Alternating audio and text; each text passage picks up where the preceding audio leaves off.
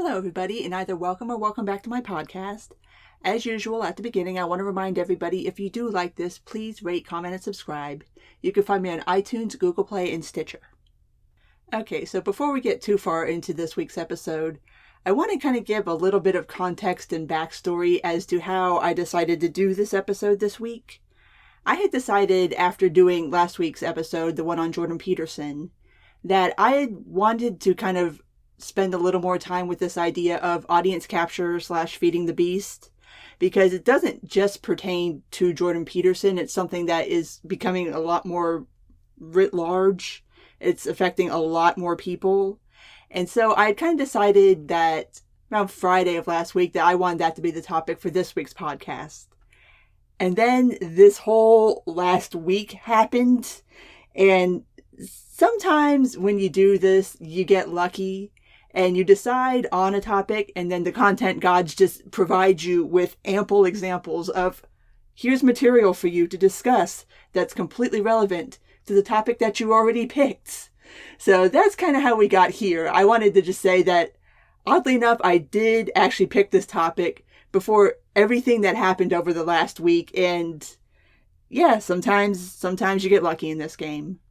To start off, I want to give everybody who either didn't listen to last week's episode or you're new here, hello, welcome, hi. I want to explain what the concept is of audience capture and why I call it feeding the beast. The idea of audience capture is that a person who creates content, whether it's you make podcasts, you make videos, you tweet, you do whatever you do, that person gets, quote unquote, captured by their audience. And they start making content geared towards getting a specific reaction from their fans, basically. I was discussing it in the vein of Jordan Peterson because there was some things that happened last week that I think really kind of pertain to that. But it is something that I do see happening to a lot more people, especially now that you have things like Patreon, or you can do direct donations to people. Or, you watch YouTube videos, they get ad revenue. So obviously you want to make content that's going to drive these things because you make money off of them. But there does come a point where the audience captures you and you start kind of feeding into that versus making things that you want to make that may not be as popular with your audience. And that's why I call it feeding the beast, because that's basically what it is. You're trying to throw red meat out to your subscribers, out to your fans, so that they will in turn give you more money, more clicks, more likes, all that stuff. And it becomes a very slippery slope in my opinion. But I just kind of wanted to start off with that, just in case you weren't really aware of what I was talking about when I say audience capture. And the biggest byproduct of audience capture is outrage culture. Because getting people all into their feels is a great way to get people just all excited about you and what you're doing and all that good stuff. And this whole past week has just been one glaring example after another glaring example of outrage culture just rearing its head and getting people all excitable about nothing, really. So let's start at the beginning. And going over this list, I actually made it over the last week. And it almost feels like the beginning of this list, I could have made it like 6 months ago. Like, that's how much shit happened this week. But we're going to start off, first off, with the new NFL rules regarding the national anthem. Now, prior to this, Roger Goodell had actually had a position that I actually agreed with him on, and that's a first, that the NFL was not going to have a rule, that they don't have one, that they're not interested in having one. But now it's come out that the NFL is now requiring that if a player is on the field for the national anthem, they do have to stand. But they have the option of not taking the field for the national anthem and staying in the locker room. Now, I understand what Goodell was trying to do here. He's kind of trying to play both sides of the fence. But I just don't see any way that this is not going to backfire horribly on him. Because, in my opinion, not being present for something is a much bolder stance than showing up for something and protesting. And I understand why you give them this out to go stay in the locker room because you don't want to infringe upon their First Amendment rights and the rights to express themselves. But a player not being on the field for the national anthem is going to be, in my mind, way more conspicuous than a player being there and taking a knee. I mean, it's not like it's going to go unnoticed who is and is not on the field for the national anthem. And the people that are pissed off that the player's taking a knee or protesting in some other way are going to notice that, and they're still going to be pissed off about it. So ultimately, this is not going to accomplish anything, in my opinion, and it's just kind of making the situation worse. I wish he would have just left it as is, that the NFL doesn't have a position on this. Individual teams can have one if they want. Just getting the NFL involved in this on a league-wide level is just, it's not a good look. It's going to backfire. And once again, Roger Goodell is going to look like an idiot. My bigger point that I want to make on this, however, is the whole national anthem controversy is the dumbest controversy I think I've ever seen in my entire life. Like, I do not understand what one grown person cares about if another grown person is doing something during the national anthem other than standing up. Personally, I don't give a shit what you do. Sit, stand, kneel, lie down, do a cartwheel, knit a scarf, finish your grocery list. I don't give a fuck. You're not hurting me. You're not hurting anybody. And you're expressing yourself in the way that you see fit. But so many people have gotten so riled up over this, and I'm just like, why? What does it matter to you? Like, why do you care if a player takes a knee to protest police brutality or to protest how black people are treated in this country? Like, what is it to you? They're not hurting you. They're not walking up to the cops on the field and punching them in the face. So honestly, I don't understand why so many people are just so passionate about this. It's the fucking stupidest thing in the world to me. I don't get it. But as the outrage culture warriors do, they've latched onto this issue to try to conflate this with, and because obviously all these players that are protesting are black, so I think there is a racial tinge to this. But to try to hop onto these people and be like, look at these players. They're so ungrateful. They're unpatriotic. They don't like this country. And I'm just like, what? No, that's not what they're saying at all. And first of all, what is more patriotic than exercising your First Amendment rights? Like, that's patriotic as fuck. Like, that's what you're supposed to be doing in this country. That's part of being a patriotic person. Second of all, no, I don't have a problem with people who are famous and have large platforms using their platforms to draw attention to social issues. Sup, Kim Kardashian? We'll talk about you a little bit later. But yeah, it's their right. They're using their platform to basically say, look, this is an issue that we think should be discussed, and so we are going to go and do this very benign, very nonviolent protest to bring attention to something that we think should be discussed in society. I don't know why people are so pissed off about this. It really just seems like the dumbest thing ever. And like I said, there's some icky elements to the criticism of these players that I'm not comfortable with. I think there's a lot of kind of dancing around the edges of wanting to say certain things, but people don't want to come right out and say them. But I'm going to just leave that be. And kind of going back to why Goodell did this in the first place is this whole kind of idea that NFL viewership is in decline, which is factually incorrect. But if it is, and sure, whatever, I'll play devil's advocate and say, yeah, it's in decline. I can think of 10 different problems with the NFL, and 8 of them start with Roger Goodell didn't handle this correctly. Like, the NFL has much larger problems than people taking a knee during the national anthem. Like, why don't we address this concussion problem? Or why don't we figure out why people who keep getting convicted of domestic abuse and things like that still get to play in the league? You know, bigger issues here, guys. Much bigger issues than people protesting. Like, come on, man. Next up, we have the Trump immigration scandal that wasn't.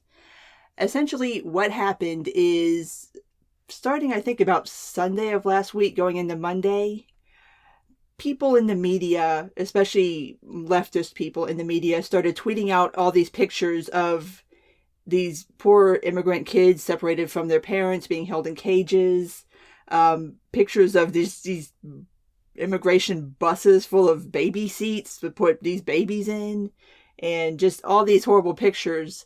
And it was being presented in a way of, oh my God, look how horrible Trump's immigration policy is.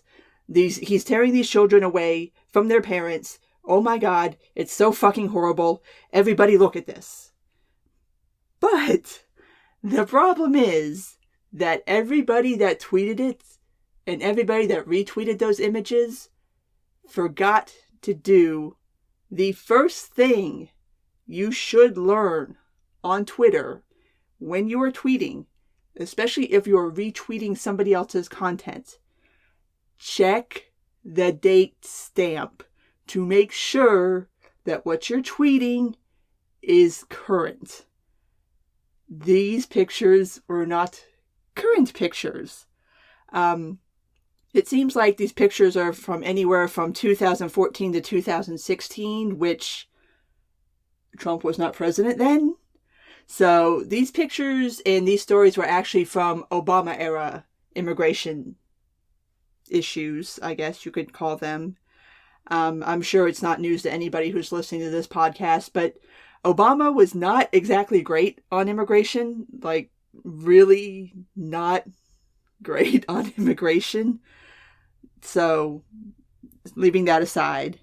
But yeah, so basically this was something that was taken and ran with because, again, outrage culture warriors want to go after Trump. And trust me, there's plenty of reasons to go after Trump, especially on immigration policy. But if you're going to do it, make sure you're being fucking accurate with it and that you're not like, because all this ended up looking like is a massive smear piece. Because so many people ran with it without even bothering to do the basic fact checking, and instead decided to go feed the beast, go give their subscribers, their followers what they want to see, instead of actually like making sure that what you're tweeting is factually accurate. Which I would think, especially if you are a journalist and are somebody that gives a damn about your credibility, would be the bare minimum you would do before going all half-cocked on social media with a story that isn't even true. I mean, I don't know. I read source material before I retweet. I don't know why people that do this for a living would not do the same thing that I do, and I don't do that for a living. So that just ended up being a whole really stupid controversy that basically, again, got people all up in their feels about, oh my God, Trump! But, oh my God, it wasn't Trump. So it's just another one of those examples of outrage culture and people feeding into it and feeding their audience what they think they want to see without bothering to stop and think about it for a second. Okay, so moving on from that, we got a lot to go through here, people. The internet was very angry this week. We're going to go on to the Roseanne tweet, which I'm sure everybody has heard about by now and has resulted in the canceling of Roseanne the show. Basically, I want to go ahead and actually read the tweet itself and also kind of give a little bit of context for this, because this kind of becomes important, especially when we discuss the Samantha Bee controversy. Basically, Roseanne tweeted out something, and I have it screenshotted here, and she's replying to another tweet, and her tweet has nothing to do with the original tweet or anything going on in the tweet thread. She just randomly tweets out here, Muslim Brotherhood and Planet of the Apes had a baby equals VJ, which VJ stands for Valerie Jarrett, which was one of the Clinton's advisors. Yeah. All right, people. Obviously, it's 2018. Everybody knows that Valerie Jarrett is a black woman, and you do not compare black people to apes. I thought we were all clear on this. But there it is. There's the tweet. Like I said, not in context of anything. Just random, just mind fart. And so what ended up happening is ABC in very, very short time just completely pulled the plug on the Roseanne show in response to this tweet that is obviously in very poor taste. I don't think there's any argument about that. It's not funny. It's not humor. It's not like, it's just there, just like blip, and that's it. Like, I don't even understand where she was going with this tweet. But anyway, so that happened, canceled the show.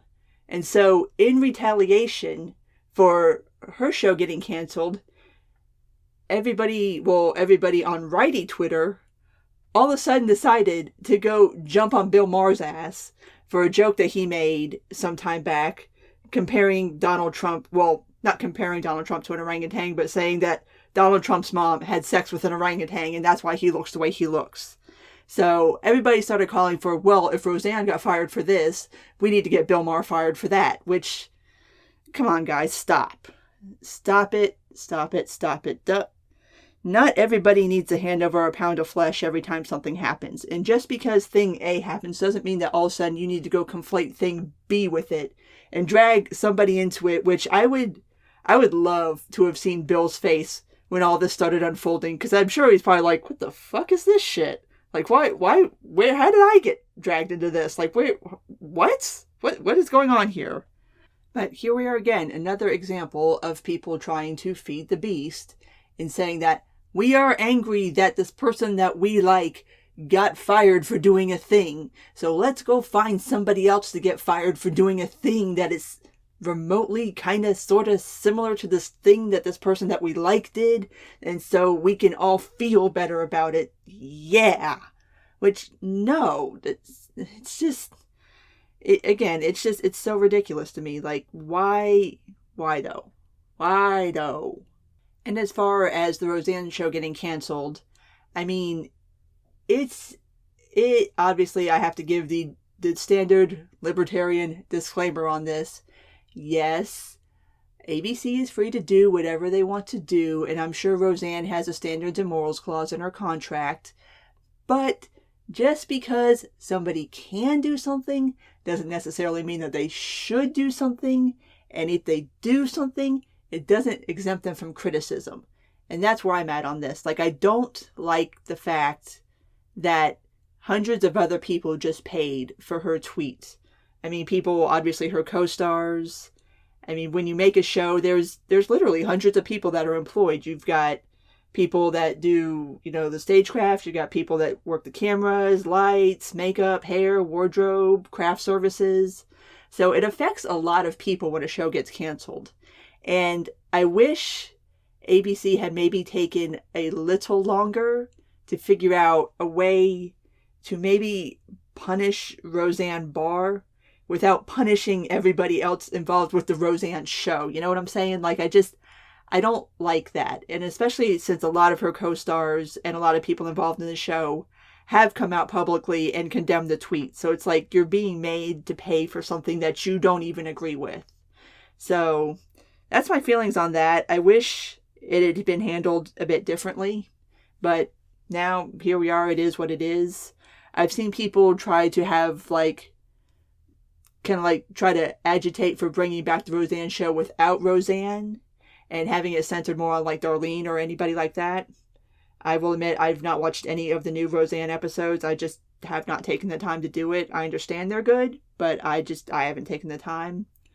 But I think that would be something. I think maybe, I don't know what would be the best way to handle this, but like I said, I don't like the way it was handled. I don't feel like that was the most fair way to handle it. All right, moving forward to the one that did genuinely piss me off this week, and that is Kim Kardashian went to DC, y'all. Why did Kim Kardashian go to DC? Well, she went to advocate for one Alice Johnson, who is a 63-year-old inmate who is currently serving a life sentence for a first offense nonviolent drug offense. So, Kim has apparently made this she's apparently been advocating for this woman for years, paying her legal fees, trying to get clemency for her to get her out of jail. And I want to go ahead, while I was researching this, I found this one quote from Kim, and I want to go ahead and say it because I feel like this is important for context. So this is what Kim said. When I see a story like hers, I go back to maybe decisions we've all made that probably, maybe not at that caliber.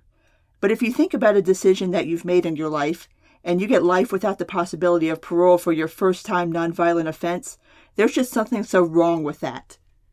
Yes, Kim. Yes, there is something wrong with that. Thank you for advocating for this woman. Thank you for sending your time and your money to try to help this woman.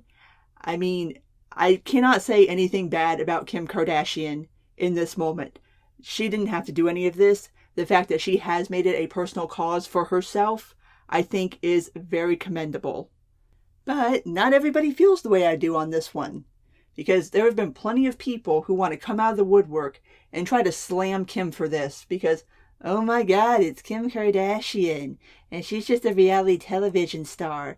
And she just posts pictures of her boobs and her butt on Instagram. And who the hell is she? She's not an expert. Why is she opining on this? Which, you know what? If you are of that opinion, kindly fuck off. This woman didn't have to do a damn thing. And by the way, yes, Kim Kardashian, the woman with 60 million Twitter followers and 111 million Instagram followers, has made it her personal cause to bring the idea of prison reform, to bring the idea that nonviolent drug offenses should not result in life sentences to the fore, and use her money and her fame and her platform to draw attention to that. And if you've got a fucking problem with that, that's on you. I don't give a shit how this woman makes her money. You know what? This is somebody who's trying to do something for somebody else, and in the process might help the rest of us. And anybody who wants to shit on that can fuck off.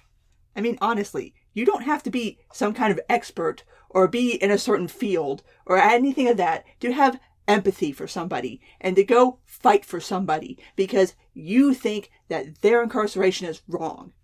I mean, this one blew my mind. Like, I could not believe anybody would remotely think to criticize this woman for doing this. But no, because it's Kim Kardashian, and she's on reality television, and she had a sex tape, and she does this, and she does that. All of a sudden, it doesn't fucking matter to some people that she's actually trying to do something good for somebody else that isn't kin to her. This woman is nothing to her. She's not related to her. I mean, I'm sure they're friends now, but before she heard of her story, they didn't know each other. So she took it upon herself to go out and argue for this woman all the way to the White House to try to get clemency for somebody. Like, that's a damn sight more than any of the rest of us are doing. And trying to give her shit about it is just, it pissed me off, honestly. It really does. I mean, I don't know what else to say about that. It's so sad that some people are that petty and that low that you want to take cheap shots at somebody who's out there trying to help somebody else. Like, that's low. But here we are again. People will do it because they know it plays to their base. To go, haha, look at Kim. Yeah, look at Kim. Look at what she's doing right now. Maybe learn something from her example. Okay, I need to move on from this one because I'm just going to sit here and get progressively more and more angry. So let's move on to Samantha Bee. Yeah, let's talk about this. Actually, I want to go ahead off the rip. Obviously everybody knows she called Ivanka Trump a feckless cunt, which, ooh, look at me. I can say feckless cunt too. I'm so edgy. I hope I don't cut myself on all this edge here. But this is another one, I want to give the full quote in context so that you can understand kind of how bad this really was. So, here we go. Ivanka Trump, who works at the White House, chose to post the second most oblivious tweet we've seen this week. You know, Ivanka, that's a beautiful photo of you and your child, but let me just say, one mother to another, do something about your dad's immigration practices, you feckless cunt. He listens to you. Put on something tight and low cut and tell your father to fucking stop it. You know, just tell him it's an Obama thing.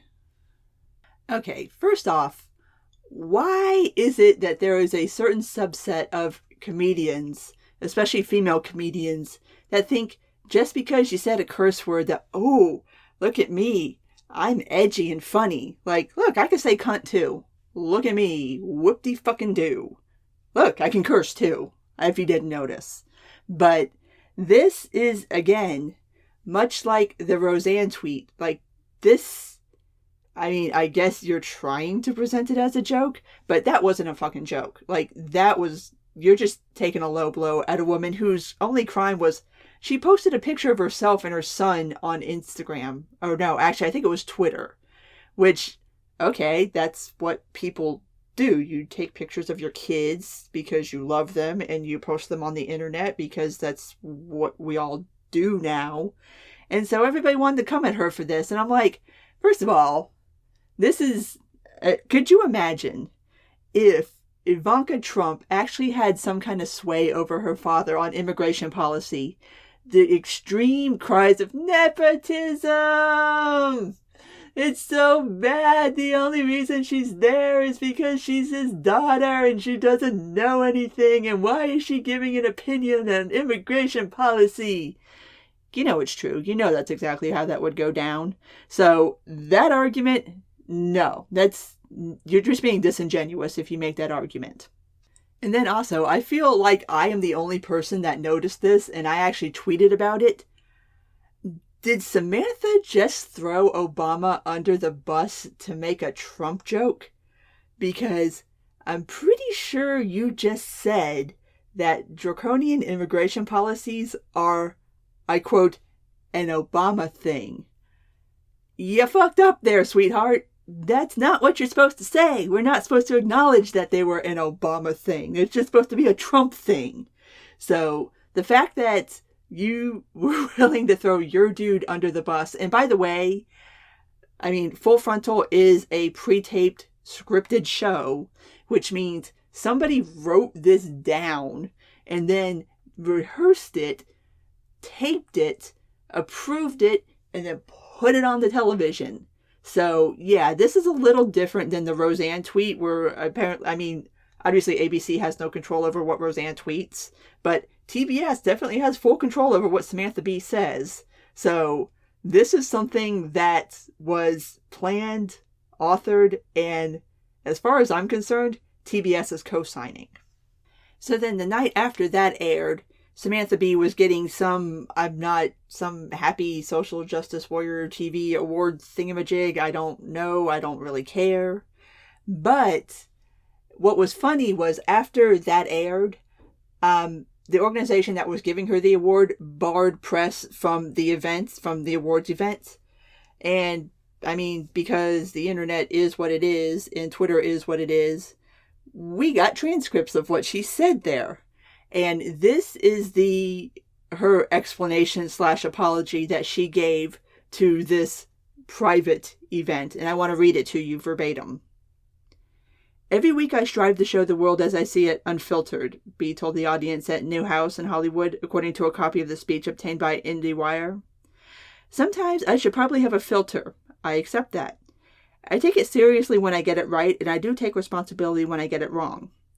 She explained the context for her slur, the treatment of immigrant children by President Trump and previous administrations, and lamented that we spent the day wrestling with the repercussions of one bad word, when we all should have spent the day incensed that as a nation we are watching children, wrenching children from their parents, and treating people legally seeking asylum as criminals.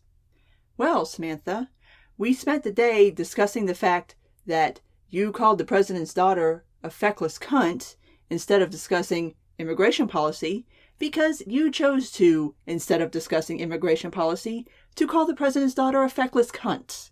So, yeah, no, you don't get to claim the moral high ground on this one. But, again, and I will keep coming back to this point because it's the whole point of this episode, she did it because she knew it would play to her base. That you know that you can do that. And that people are going to give you applause and think, oh God, so edge, so hot, very hot take, so brave. Hashtag so brave. Which it's not. It's it's taking a low blow at somebody who has nothing to do with the topic that you claim to care so much about. So, yeah, no. And of course she did the public Twitter apologies, like, I sincerely apologize to Ivanka for never, It's like, that, I mean, it's a scripted show. You could have just not put it in the script. You could have not said it. Like, it wasn't an off-the-cuff remark. So, no, you're not fucking sorry. You got what you wanted. And again, this is what you do when you have to feed the beast. You do these ridiculous fucking things because you think that it's going to get you this attention and this adulation that you're looking for. And that's exactly what she did. And congratulations, you got it, sweetheart. I hope it was worth the blow to your credibility. Whatever credibility Samantha Bee has at this point anymore, which is probably, I don't know, some negative number at this point, I would assume.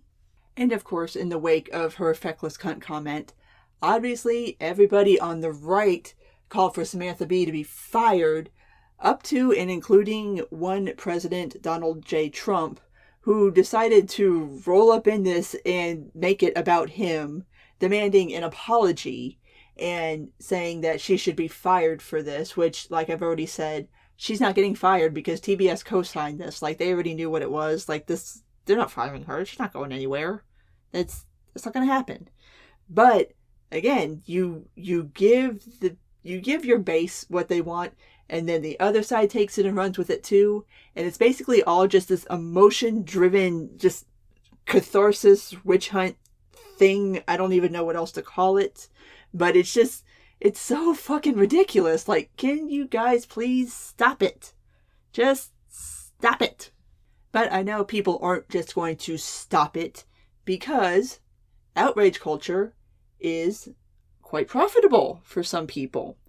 A lot of people have got their come up off of this, whether it is actually like parlaying this into like YouTube views, stuff like that, Patreon pages, or in the cases of some people like Tommy Lauren and Candace Owens, they've actually like pivoted to having jobs, like actual legit jobs based off of this.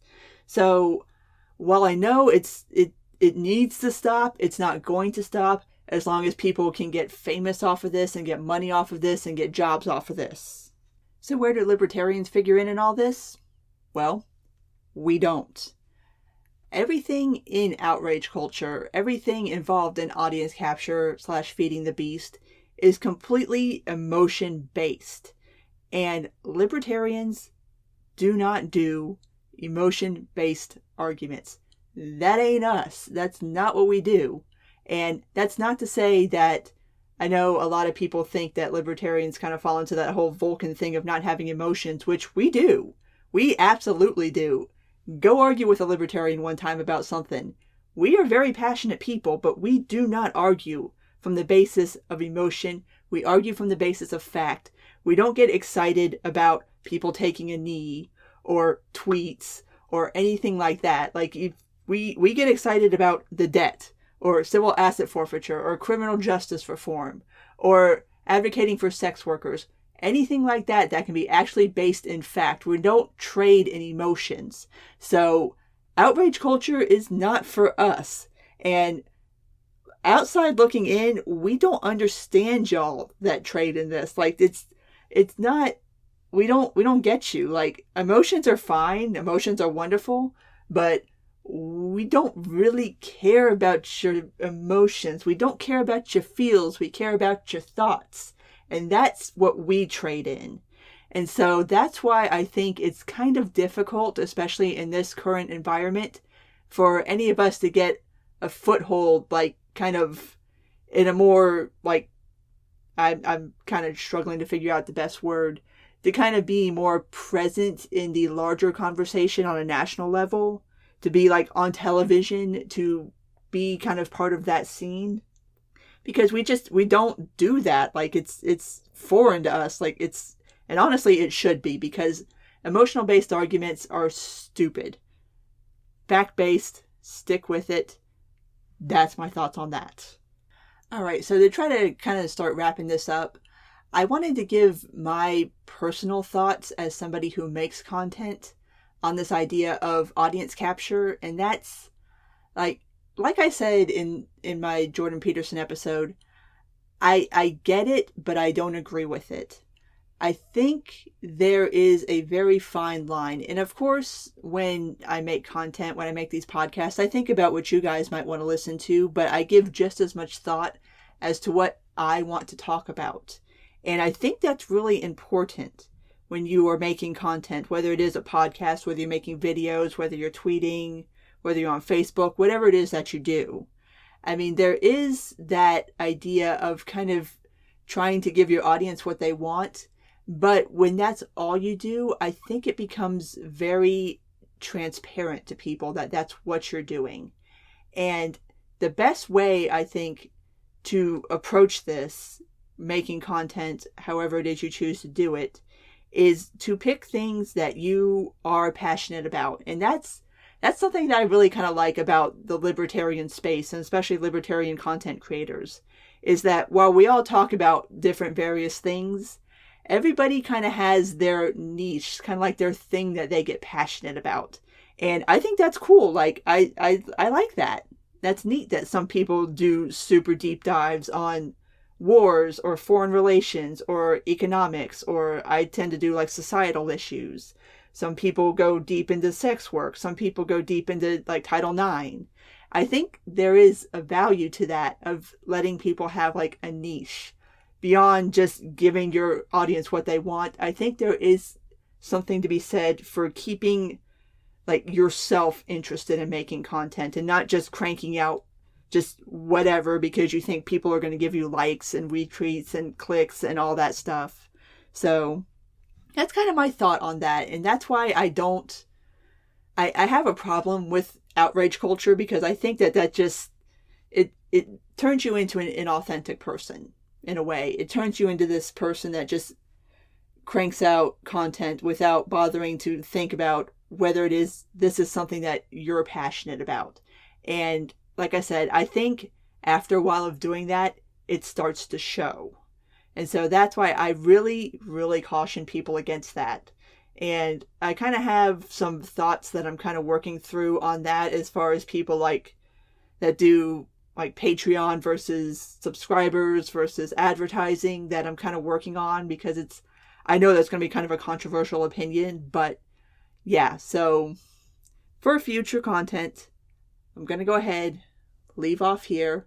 If you made it this far, thank you so much. Please rate, comment, and subscribe. You can find me on iTunes, Google Play, and Stitcher. Take care, and until next time.